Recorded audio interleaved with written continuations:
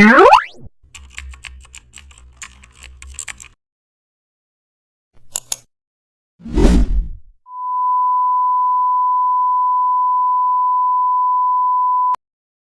back to the channel, and don't forget to like, share and subscribe for more updates. Today we are diving into an exciting tutorial how to create a 3D text effects using clipping mask.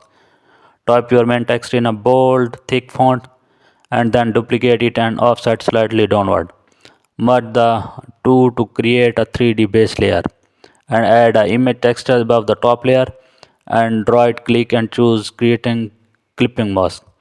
Adjust image placement to emphasize light areas and apply bevel and emboss for realistic raised effect. Add a light gradient to the background and also use the brush tool for subtle highlights. And add a drop shadow behind the 3D text. Add color tones for unity. Merge layers to preview your 3D look. And add a tagline below the soft opacity